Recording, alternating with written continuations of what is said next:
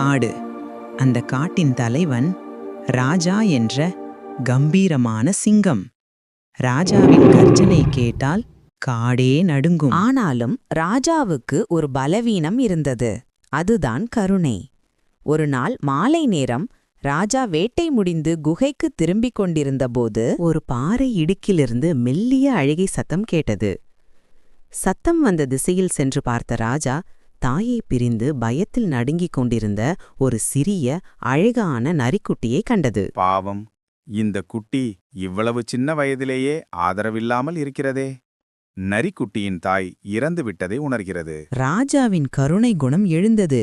ராஜா அந்த குட்டியை தன் வாயால் மெதுவாக கவ்வி தன் குகைக்கு எடுத்துச் சென்றது. ராஜாவின் குகைக்கே புதிய வெளிச்சம் வந்தது. அந்த நரிக்குட்டிக்கு கபிலன் என்று பெயரிடப்பட்டது. ராஜா கபிலனை சிங்கம் போலவே வளர்த்தது. கபிலன் எந்த பயமும் இல்லாமல் ராஜாவின் பெரிய பிடரி மயிரில் விளையாடிக் கொண்டும் அதன் வாலை பிடித்து இழுத்து கொண்டும் வளர்ந்தது.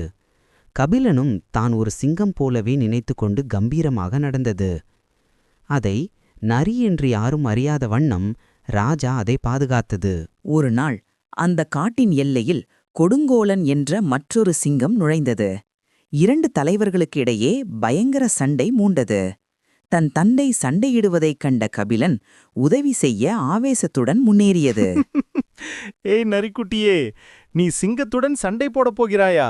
உனக்கு சிங்கத்தின் பலம் ஏது? நீ ஒரு நரி, உனக்கு சண்டை போடத் தெரியாது. ஓடி ஒளிந்து கொள். நானா நரி? என் அப்பா சிங்கமாச்சே. அந்த நிமிடம் வரைதான் சிங்கம் என்றே நினைத்திருந்த கபிலனுக்கு தான் ஒரு நரி என்ற உண்மை உரைத்தது. உடனே கபிலன் பயத்தால் நடுங்கி சண்டையிடும் இடத்திலிருந்து ஓடிச் சென்று புதரில் ஒளிந்து கொண்டது. ராஜா கொடுங்கோலனை தோற்கடித்துவிட்டு திரும்பி வந்தபோது கபிலன் இல்லை. தேடிச் சென்று புதருக்குள், கபிலா, நீ ஏன் பயப்படுகிறாய்? நீ என் மகன். உனக்கு எந்த ஆபத்தும் வராமல் நான் பார்த்துக் கொள்வேன். இல்லை அப்பா, நான் உங்களைப் போல் இல்லை.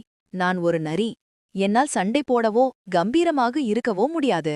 அன்புடன் தலையை நக்கி, நீ என்னவாகப் பிறந்தாய் என்பது முக்கியமல்ல, என் மகனே. உனக்கு பிறப்பால் பலம் இல்லாவிட்டாலும் நீ வளர்ந்தது என் அரவணைப்பில். என் இதயத்தில் உனக்கு சிம்மாசனம் உள்ளது. பயம் உன் இயல்பாக இருக்கலாம், ஆனால் உன்னை நான் பாதுகாப்பேன்.